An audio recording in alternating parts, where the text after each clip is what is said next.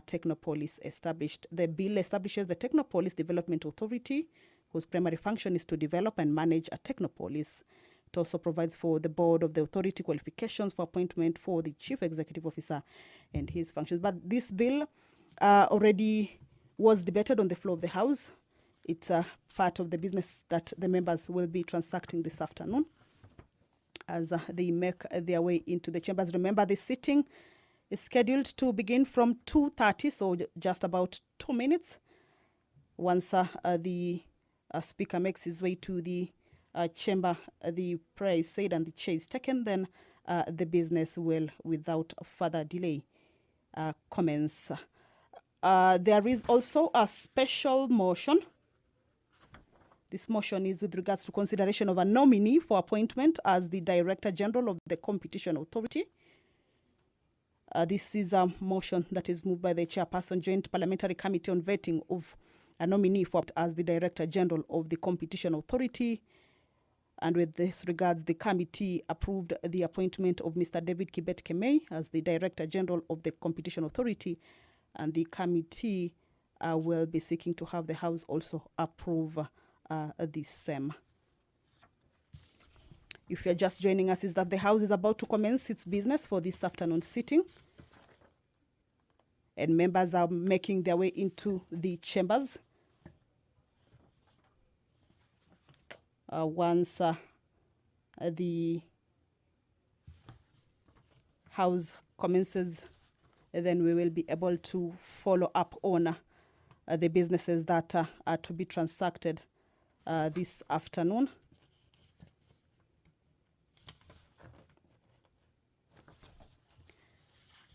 The members of the National Assembly will also be proceeding to a committee of the whole House. There are 2 bills that were forwarded to the Senate, and there are amendments that the Senate made to these bills. That is the Food and Feed Safety Control Coordination Bill. It's a bill that is originating from the National Assembly, Bill number 21 of 2023.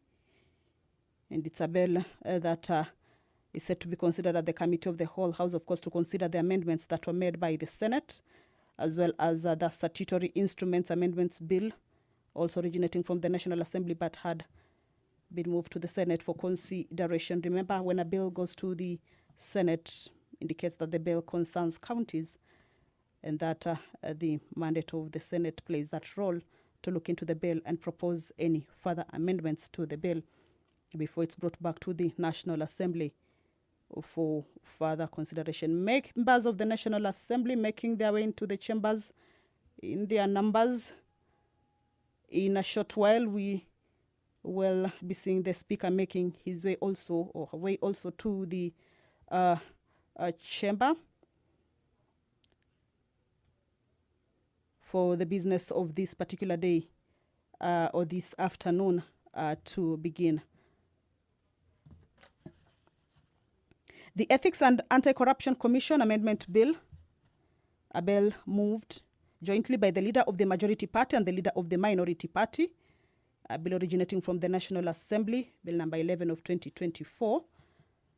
A bill that is at its second reading stage is also part of the business that members will be considering. This means that the debate will be starting. That is the Speaker of the National Assembly, Honorable Dr. Moses Wetangula, making his way into the chambers. That is the mess that is right ahead of him. He will be presiding over this afternoon sitting. Allow me to hand you over to this live broadcast that is brought to you by the Parliamentary Broadcasting Unit in partnership with Kenya Broadcasting Corporation. My name is Kamche Menza. Good afternoon. Waheshimiwa, tuombe.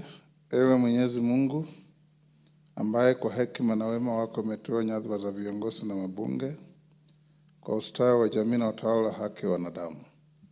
Tukusihi utazame kwa neema nyingi sisi watumishi wako ambao wameridhika kutuita ili tutekeleze shughuli muhimu za jamhuri yetu.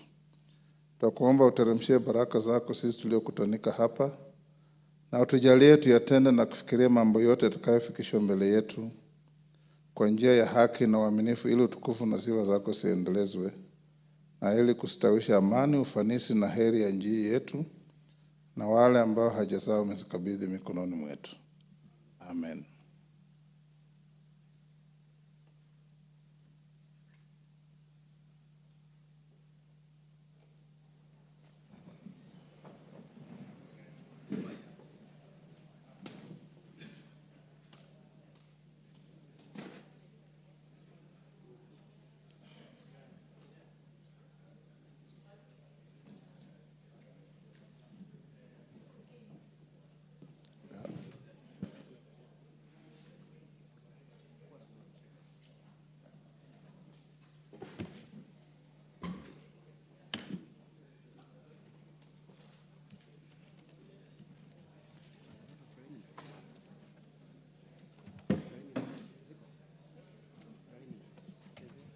Clerk, we have quorum.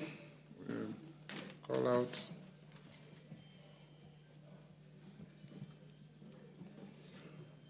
Order number 1, administration of oath. Order number 2, communication from the chair.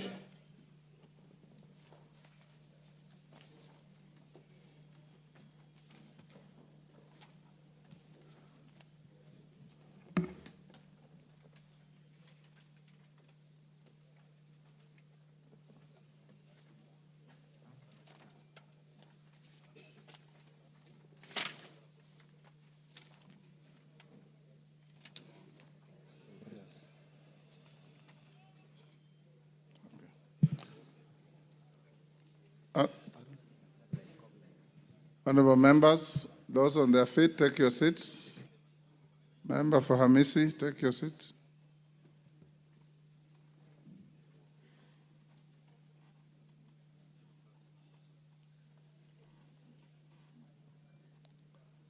Take the nearest seats, honorable members.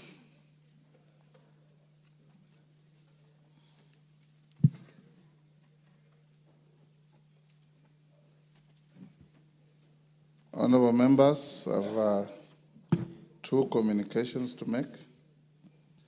One is a recognition of a delegation from the Senate of Nigeria. Honorable members, I wish to introduce to you a delegation from the Senate of Nigeria who are seated in the Speaker's row. The delegation comprises members of the Committee on Constitutional and Electoral Review and Committee on Women Affairs. They are Senator Patrick Ndubweze, MP, leader of the delegation, Senator Kau Sumaila, MP, the Honorable Miriam Odinaka, MP, the Honorable Tajuddin Karim, MP.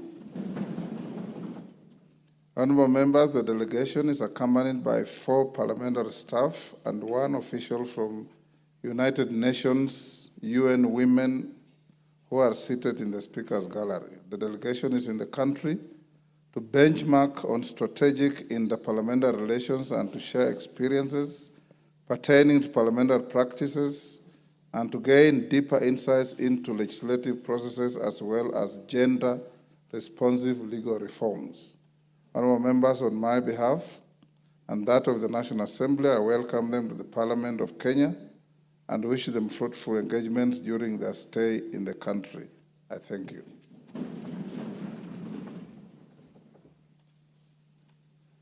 Members at the bar, take the nearest seats.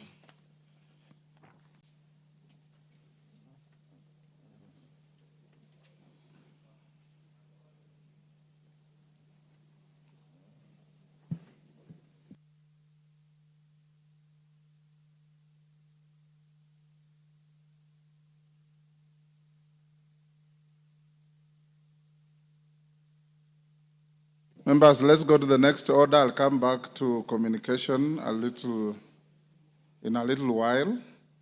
Call out the next order. Order number 3, messages. Order number 4, petitions. Order number 5, papers. Majority Leader.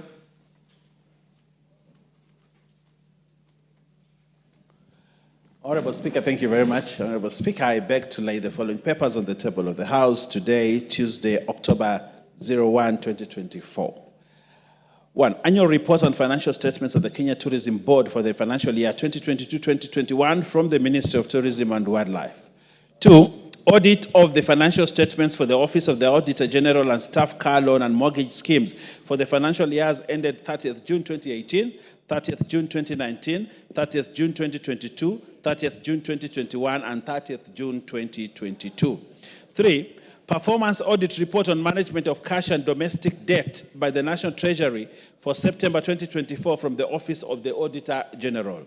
4. Performance Information System Audit Report on the Pensions Department Management Information System for September 2024 from the Office of the Auditor General. 5. Reports of the Auditor General and financial statements for the year ended 30th June 2024 and the certificates therein respect of the following institutions: Central Bank of Kenya, Public Sector Accounting Standards Board, and Capital Markets Authority. 6. Reports of the Auditor General and financial statements of the National Government Fund, NGCDF, for Subukia constituency for the year ended 30th June 2023 and certificates therein. 7.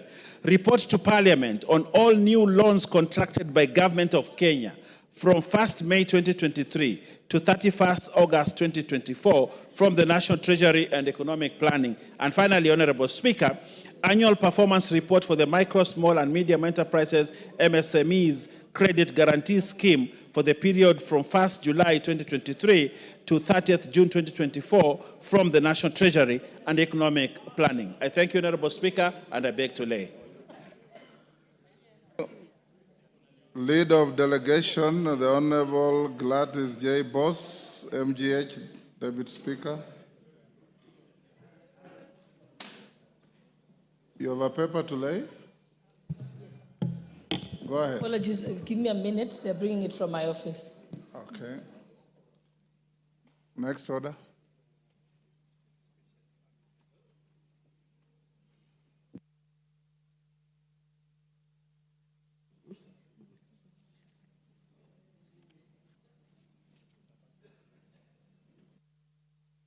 Six.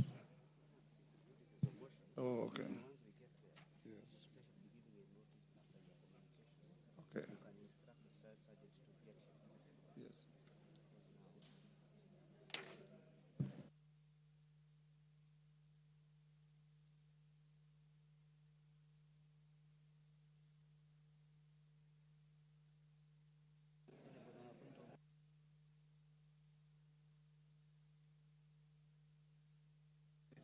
Yes. Honorable Shalay, how quickly is your paper coming?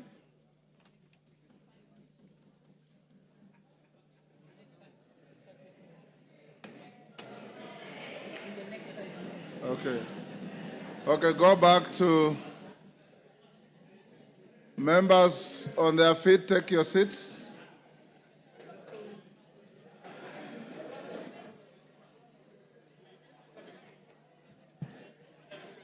Take your seats.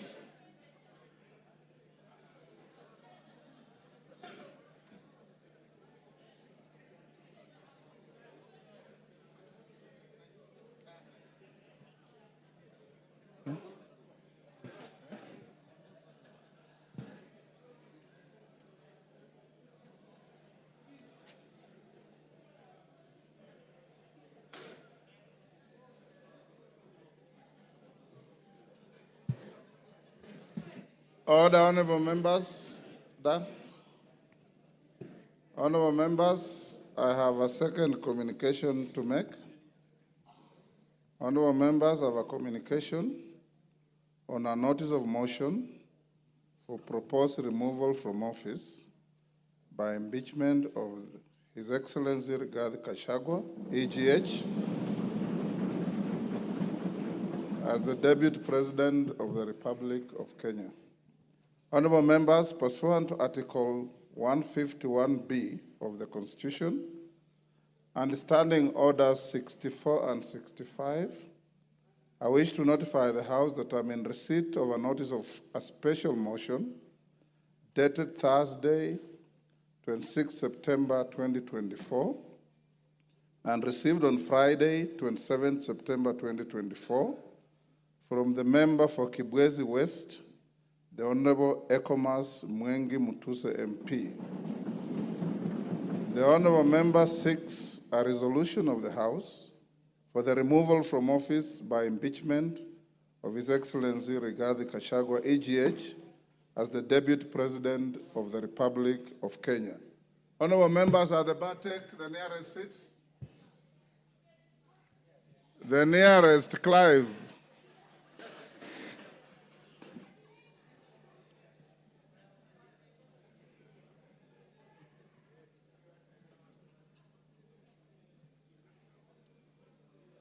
Yusuf, the nearest seat.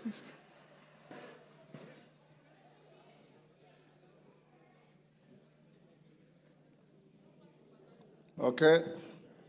Honorable members, Article 150B, 1B of the Constitution provides as follows, and I quote, "The Deputy President may be removed from office on impeachment, 1, on the ground of a gross violation of a provision of this Constitution or any other law, 2, where there are serious reasons to believe that the Deputy President has committed a crime under national or international law, or 3, for gross misconduct."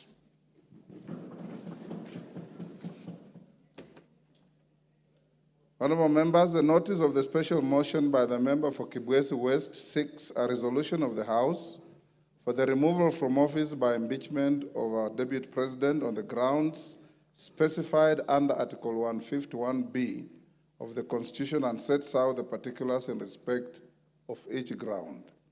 Honorable members, the special motion before the House presents an unprecedented constitutional moment in our democracy.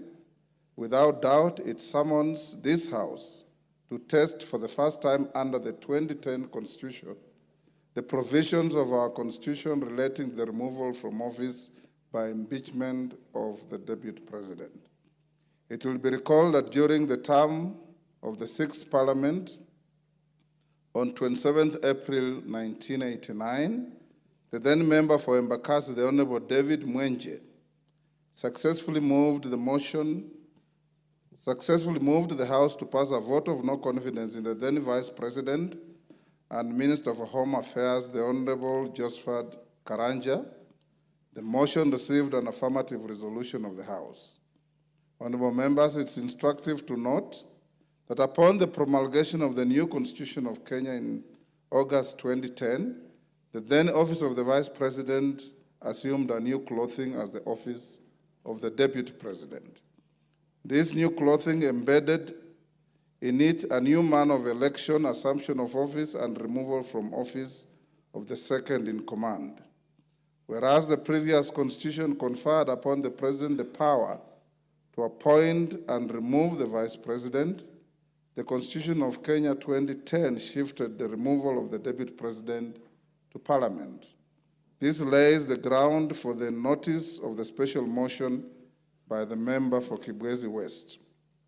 Honorable members, Standing Order 64.2 relating to removal by impeachment requires the Speaker to dispose of a special motion within 3 days of receipt of notice by a member.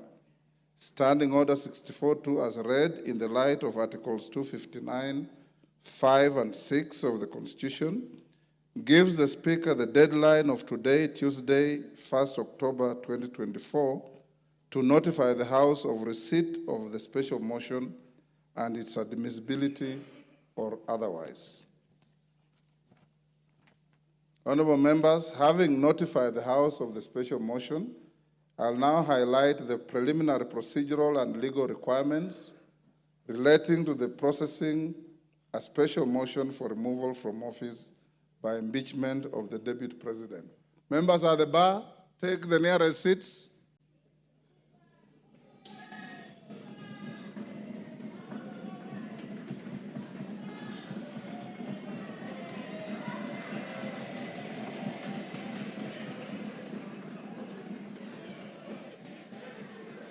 Take the nearest seats. Honorable, take your nearest seats. Order. Order. Order. Wamumbi, take the nearest seat.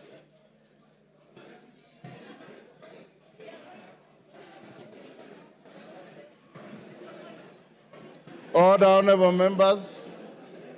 Order. Order. Honorable members, Article 152 of the Constitution, order.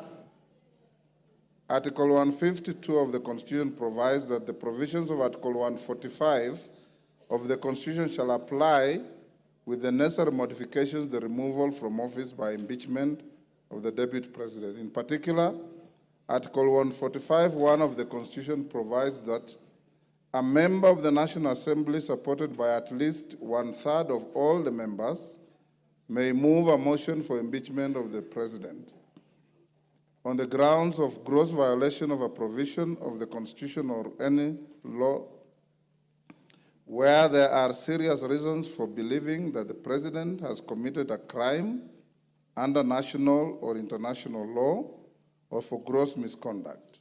Procedurally, Standing Order 64(1) provides that before giving notice of a motion under Article 150 of the Constitution, a member shall deliver to the clerk a copy of the proposed motion in writing, stating the grounds and particulars in terms of Article 145(1) of the Constitution upon which the proposed motion is made, signed by the member and signed in support by at least 1/3 of all the members of the House.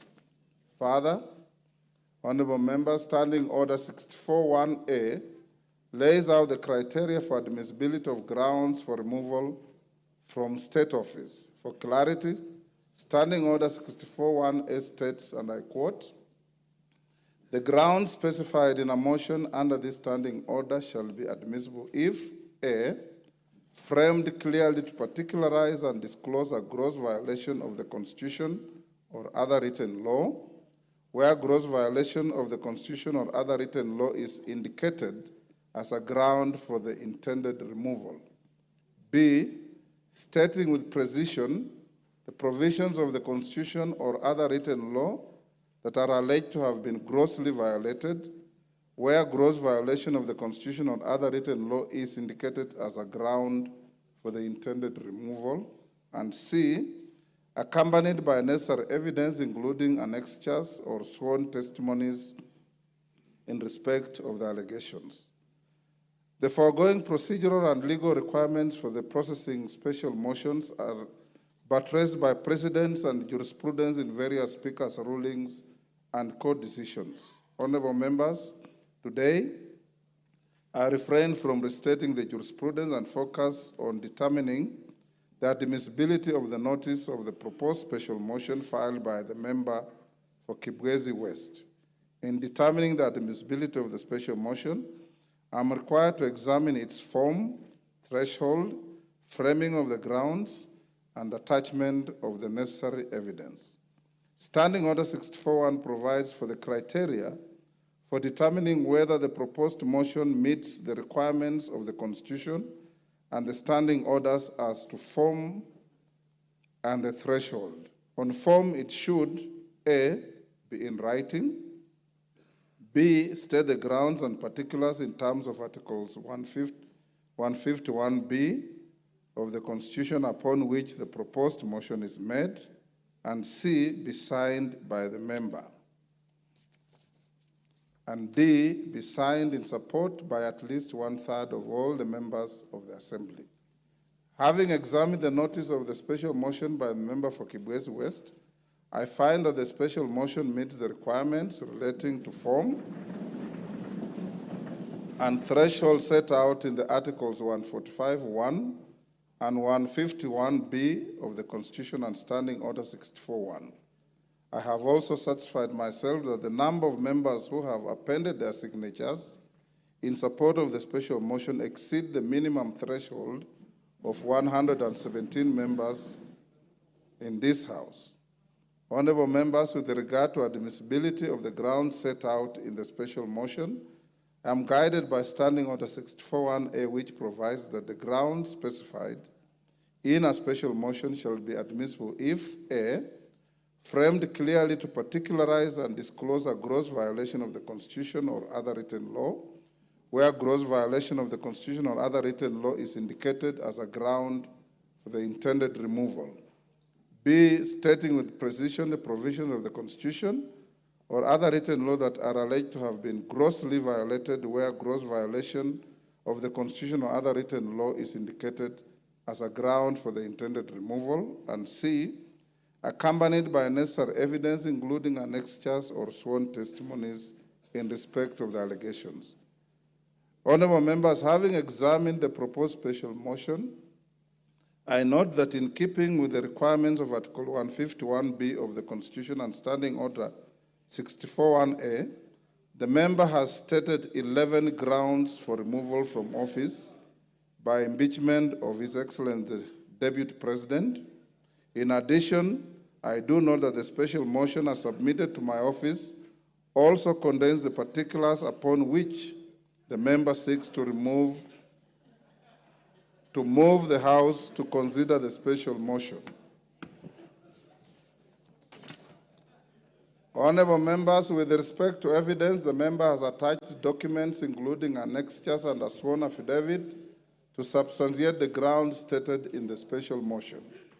Consequently, honorable members, I find that the proposed special motion by the Honorable Ekomas Mwengi Mutuse MP meets the requirements of Articles 145(1) and 151B of the Constitution and Standing Order 64 and 65 with regard to form, threshold, and grounds necessary for a member to move a special motion for the proposed removal from office by impeachment of the Deputy President.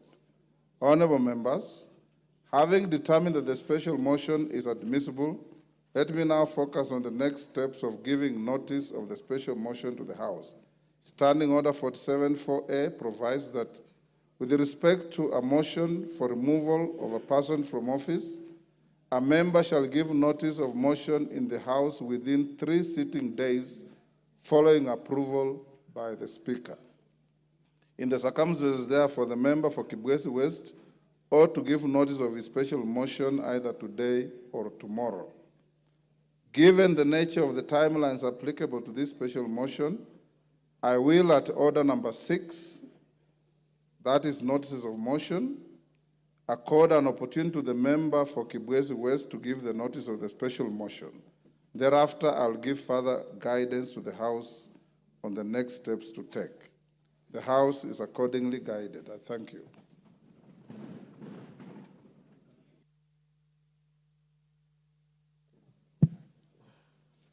Honorable Gladys Boss, are you ready?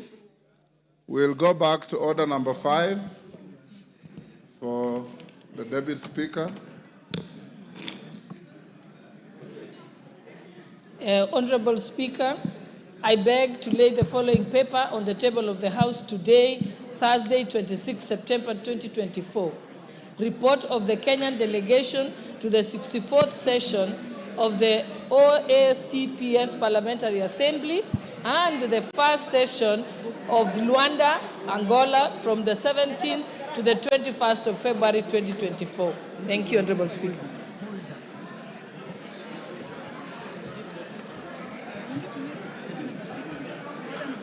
Honorable Speaker. Order. Order, honorable members. Order.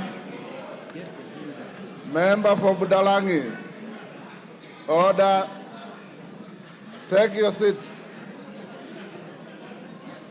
Order. Member for Navajo, take your seats.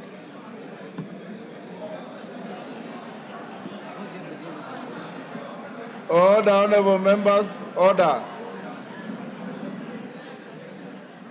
Order number 6, Honorable Sholay. Order number 6, notices of motion. Honorable Speaker, I beg to give notice of the following motion. that this House notes the report of the Kenyan delegation to the 64th session of the OACPS Parliamentary Assembly and the first session of the OACPS EU Joint Parliamentary Assembly held in Luanda, Angola from the 17th to the 21st of February 2024, laid on the table of this House on Thursday, 26 September 2024. Thank you, Honorable Speaker. The Honorable Mutuse.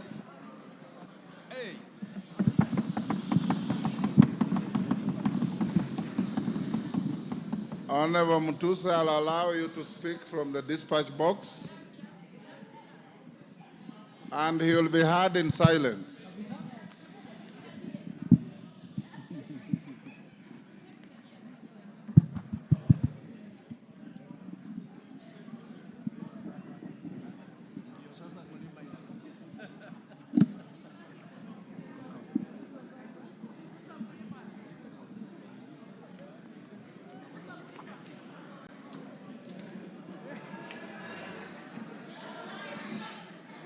Thank you. Thank you, Mr. Speaker, for the opportunity to move this motion from this table. Mr. Speaker,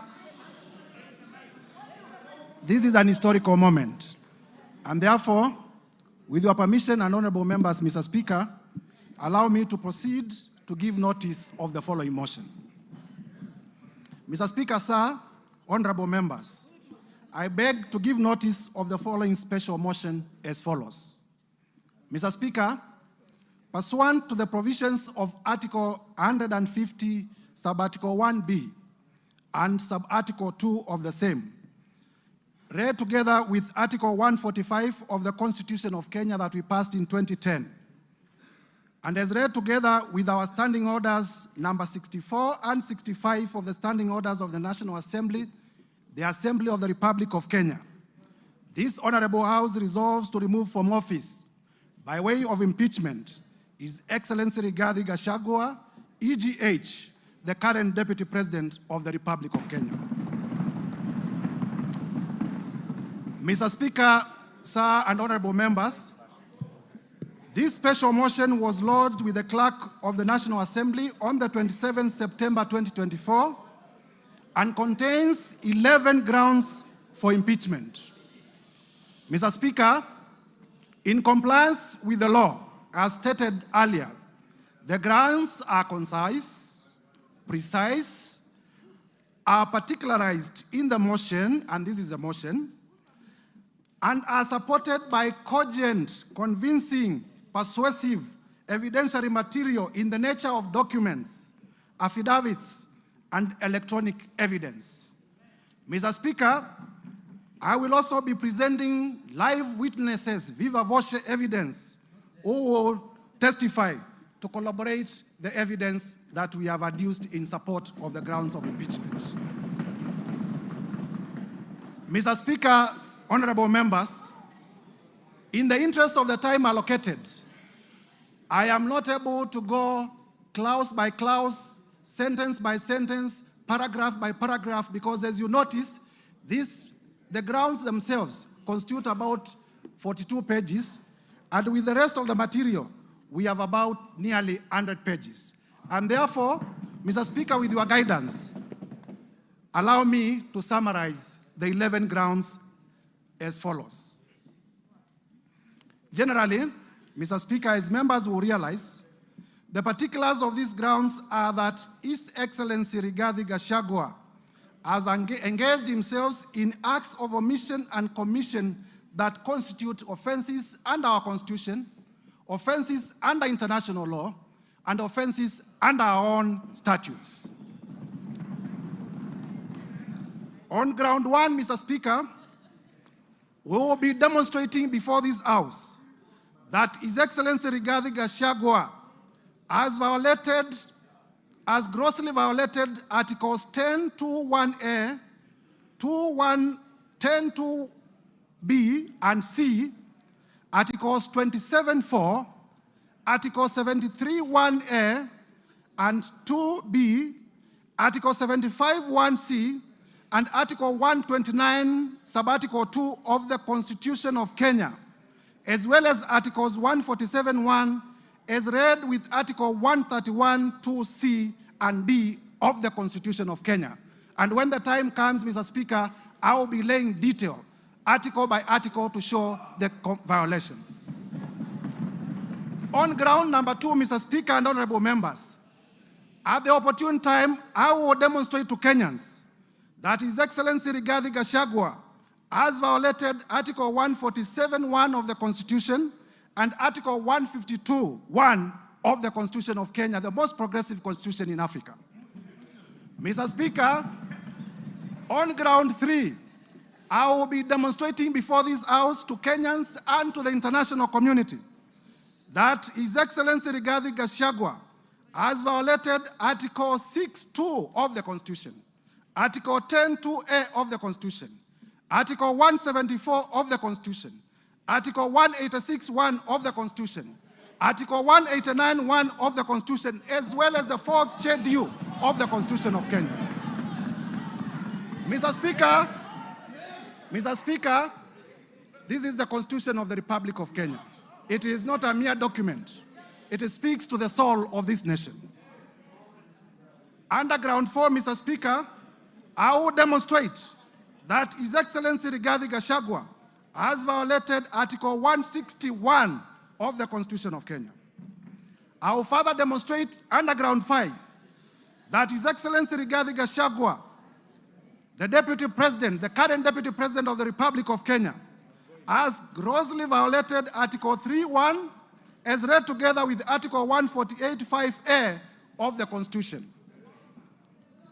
Under ground 6, Mr. Speaker and honorable members, I will demonstrate that the Honorable Rigathi Gachagua has committed crimes under Section 13(1)(a) and 62 of the National Cohesion and Integration Act, the act that speaks to our nationhood, the act that speaks to our multi-ethnicity, the act that speaks to our society remaining together as a cohesive society.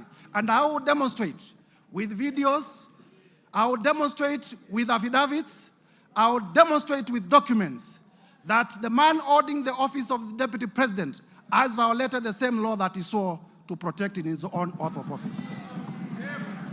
Under ground 7, Mr. Speaker, I will demonstrate before this House that His Excellency Rigathi Gachagua has committed crimes under Sections 45(1), Section 46, Section 47(a)(3), Section 48(1) of the Anti-Corruption and Economic Crimes Act. Anti-Corruption, Mr. Speaker, honorable members, Anti-Corruption and Economic Crimes Act, by using his office to unjustly enrich himself, by using his office to acquire within 2 months properties well beyond 55.2 billion.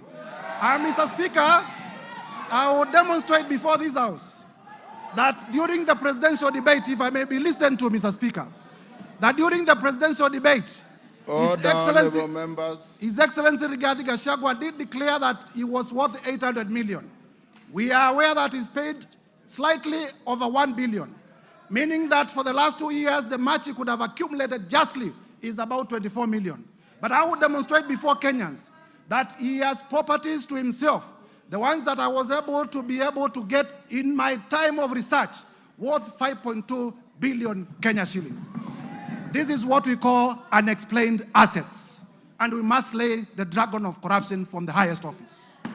Mr. Speaker, under the same ground, I will also be demonstrating, this is ground number 7, that His Excellency Rigathi Gachagua has violated Sections 2, 3, 4, and 7 of the Proceeds of Crime and Money Laundering Act.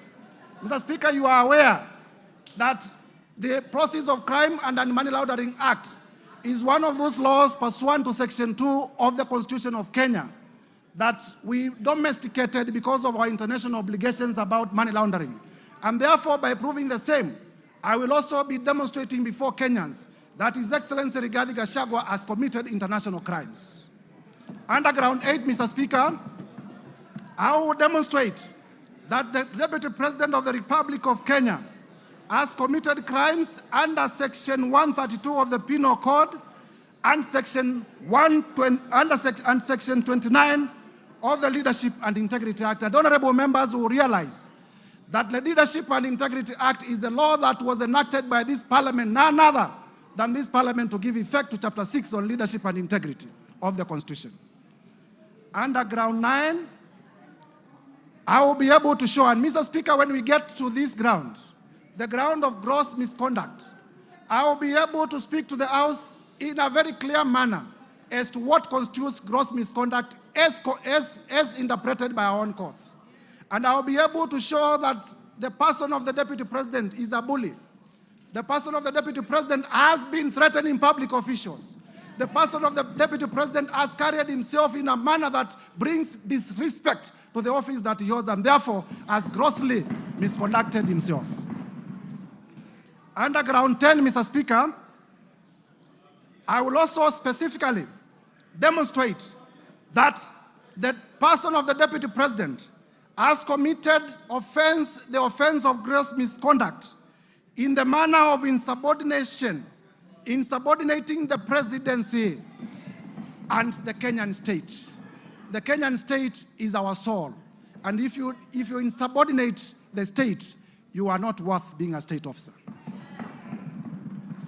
Lastly, Mr. Speaker, under ground 11, with your permission, when the time comes, I will also demonstrate, honorable members, if we may be listened to, I will also demonstrate that specifically the Honorable Rigathi Gachagua has committed crimes of gross misconduct, as I had earlier alluded to, in terms of bullying and threatening public officers. Mr. Speaker, in compliance with the provisions of Articles 145(1) of the Constitution, as read together with the National Assembly Standing Order number 65, honorable members, if you may listen, this is important.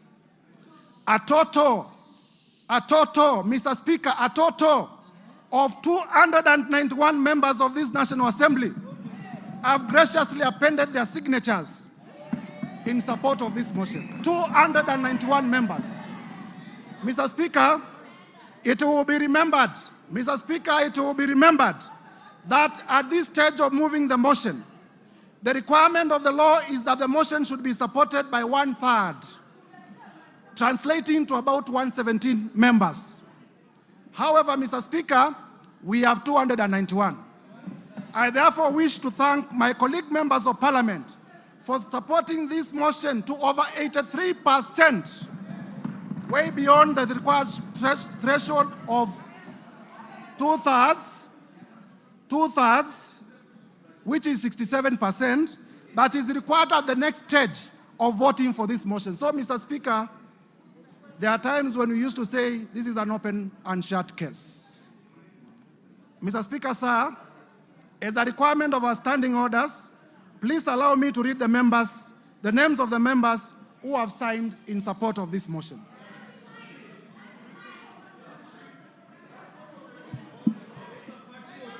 Order. Mr. Speaker, go ahead. Mr. Speaker, for purposes of completeness of the record, the standing orders require that the mover of the motion does read all the names of the members who are in support of the motion for openness. And I therefore read the name of the patriots, borrowing from Senior Peter Kaluma. Mr. Speaker, I began with myself. The Honorable Ekomas Mwengi Mutuse, yours truly. The Honorable Owen Baya. The Honorable Japheth Nyakundi. Matthias Robi. Kimani Ishungwa. Member for Kikuyu and Majority Leader. Abdul Rahim Daoud. Patrick Munene Dwiga. Eric Wamombi, the member for Madeira. George Kariuki. Kili Daniel Karido. Dorothy Mudhoni Ikiara. Mwangi Kiunjure. Boro Ambore. Elizabeth Kairemia. Edwin Mugo Gishoke. Rindikiri Mugambi. Jane Kagiri. Anne Murada. John Paul Murigi, Gikaria David, John Kirago, Mary Mainge, Alice Nganga, Wambugo Wainaina, Mashua Waidaka, Korea Kimani, George Kitonga Murugara, Simon Nganga Kingara, John Kiaria Wainaina, Shadrach Mwiti, Honorable Joseph Wainaina, nominated. Betty Maina,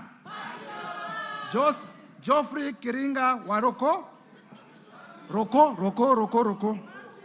Gigi Kagombe, Julius Taitumu, Duncan Maina Madenge, Kwenya Dhoko, John Juguna Wanjiko, John Kanyuithia Mutunga, Honorable Junet Mohamed, the leader of minority,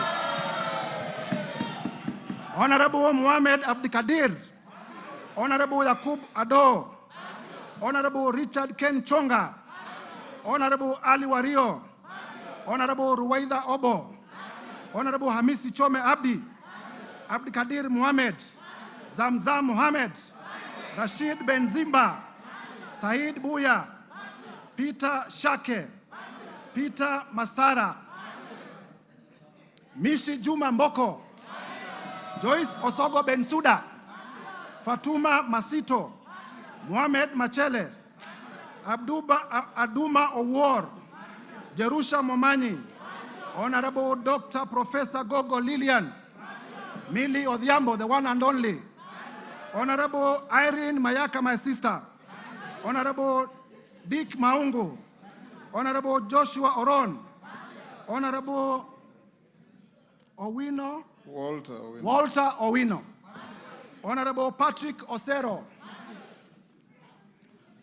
Honorable Molfason Barongo, Mark Ogola Nyamita, Tom Ondege, Gisairo Ombane, Oku Kaunya, Rosa Mbuyu, Charles Were, Fatuma Mohamed, Paul Abuor, Badu Twalib, Dr. Charles Ochieng, Caleb Amisi Luyai, Elisha Odhiambo, Farah Maalim, Elijah Memusi Kanchori, Kakuta Maimai Hamisi, Aden Daud Mohamed, Honorable Honorable Wanjala, Honorable Peter Orero, Honorable Martin Peters Owino, Honorable George Peter Kaluma, Honorable TJ Kajuang, Chiforomondo Mwangale, Honorable Donya Doris, Stephen Mogaka, Felix Odiwor, Geoffrey Odanga, Honorable Tim Wanyonyi, Honorable Christine Ombaka, Honorable Hussein Weitan, Honorable George Aladwa, Joseph Oyula, John Bwire, Omar Mwinyi, Catherine Omanyo, Danson Mwashako of Wiper Party, Innocent Mugabe, Charles Nguna, Mwingi West of Wiper Party, Honorable Elsie Muhanda, Honorable J.L. Sunguli of Kilgoris, Honorable Udgun Siad, Honorable Dr. John Ariko, Honorable Tindi Mwale, Otiende Amolo Senior Counsel. Mr. Speaker, the House takes notice that Honorable Otiende Amolo is one of the makers of the Constitution that we are implementing.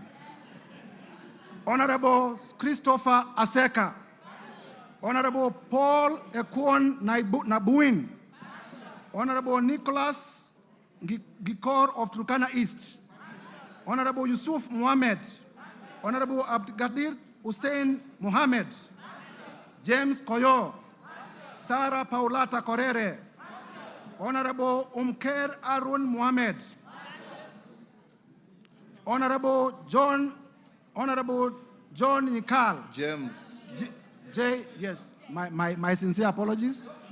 For the correctness of the record, this is Honorable Dr. Professor James Nikal, the member for Seme. Honorable Daniel Manduku. Honorable Mohamed Ado. Honorable Wario Guyo. Honorable Paul Katana. Maurice Kakai Bissau. Emmanuel Wangwe. Bernard Shinyali. My friend Nabi Nabwera. Patrick Makau Kingola of the Wiper Party, Mavoko constituency. And Commissioner of the Public Parliamentary Service Commission. Very able, voted by members of this House. I thank you in a special way, my senior brother. Honorable Shakil Shabil Hamed. Honorable Aden Kainan. Honorable Dr. Aden Kainan. Honorable Fatuma Jeno. Jeho. Honorable Amina Munyazi Laura. Honorable Gertrude Mbeyo. Honorable Adipo Akwome. Mr. Speaker, if you allow me, I can have a sip of my water. Go ahead.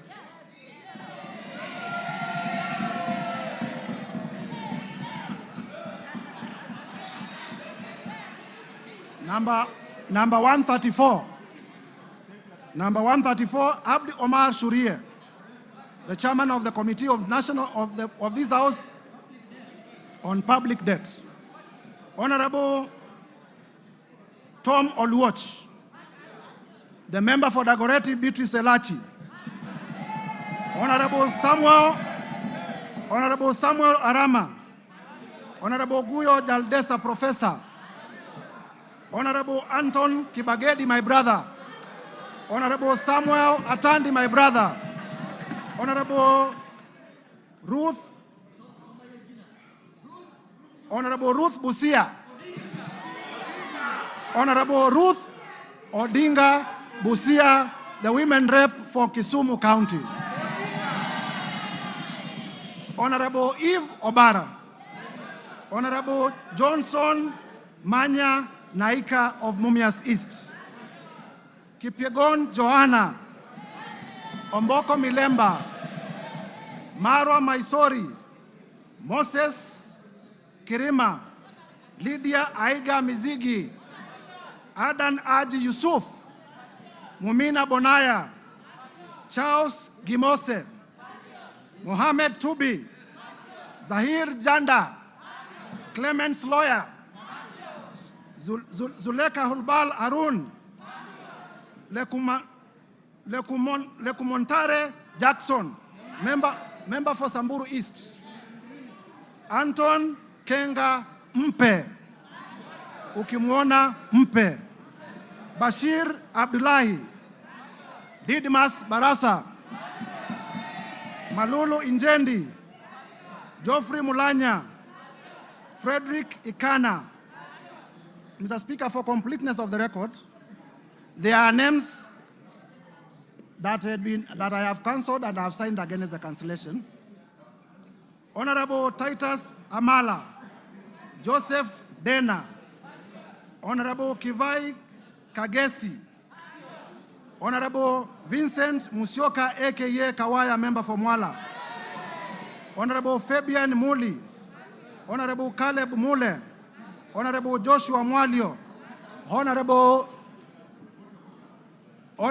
Dr. Recho Nyamai Kaki, Honorable Nimrod Mbai, aka KPLC, Honorable Dido Raso, Honorable Lekuton of Laisamis, Honorable Chief Whip Silvanos Osoro, Honorable Abdisarat K. Ali, Honorable Abdul Haro, Honorable Mary Emase, Irene Joki, Nebat Muriuki, George Gachagua, Stephen Karani, Gidhua wa Masukuru, Rahabu Mukami Washira, Joroge Wainaina, Elijah Njoroge Kururia, Epuyu Nanok Daniel, Mudhoni Marubu Monica, Kenneth Tungulu, Mudhama Stanley, Joseph Emanthe Namur, Faith Gitau, Cecilia Asieni Ngitit, Pamela Njoki Njeru, Rahab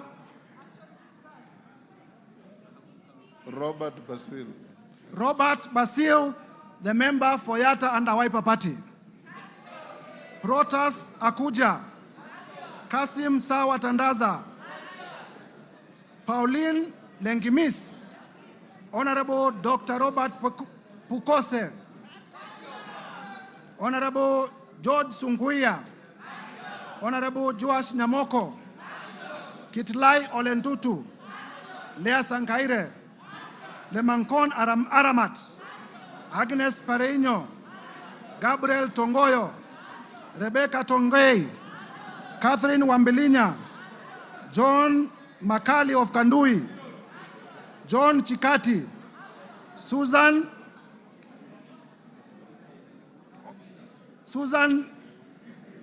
of Tharaka Nithi, the women rep for Tharaka Nithi County, Mburu Kahangara, Geoffrey Wandeto, Ronald Karauri,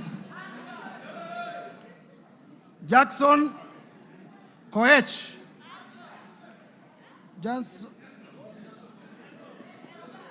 Jackson Kosgei of Baringo, Adams Kipsanai, Kagogo Bowen, Jematia Sergon, William Kamket, Catherine Ngalechei, Ruben Kiborek, Kimaiyo Gideon, Musa Sirma, Joseph Kipkarus, Joshua Kandie, Charles Kamuren, John Waluke, Richard Yegon, Richard Kilel, Brighton Yegon, Francis Sigei, Kipngetich Koech, Lynette Chepkoril Toto, Justice Kemei, Nelson Koech, Beatrice Kemei, Joseph Cherorot, Kibet Komugoi, Hilary Kosigei, Benjamin Langat, Mutahi Alfred Kiprono,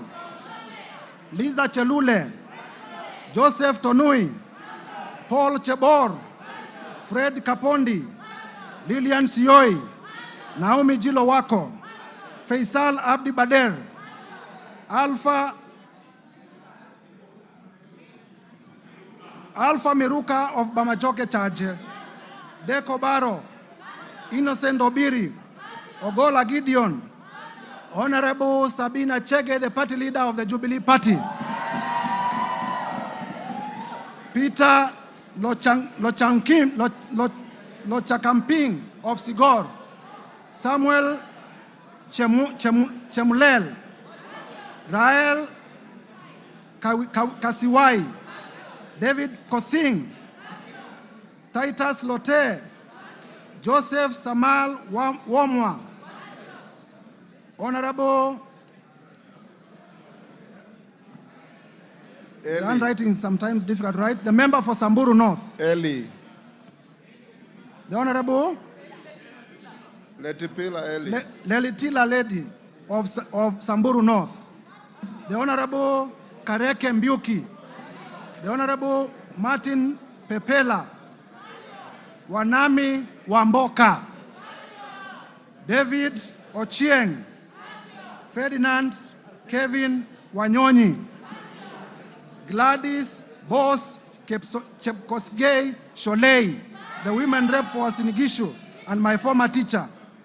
Paul Kibchil Biego, Marianne Kitani, Samuel Kiprono Chepkonga, Janet Sitienei, Muge Chepkosgei Cynthia, Joses Kosgei Lelmengit, David Kiplagat, Julius Kipibiwot, Julius K. Ruto, Bernard Kitur, Phyllis Barto, Professor, Oscar K. Sudi,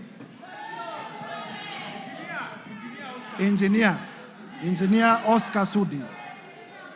Dan Wanyama, Honorable Dr. Adagala Beatrice, Amina Dika, Abdi Ali Abdi, Hussein Abdi Bare, Gonzi Rai, Ibrahim Abdi Sanei, Honorable Ker Kasim, Honorable Salah Farah, Karoli Omondi, Robert Gishimu, Michael Mushira, Jared Okello.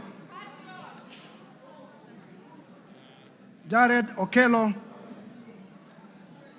is my last name, making a total of 291 members. Mr. Speaker. Yes, wind up. Honorable members, as we wind up,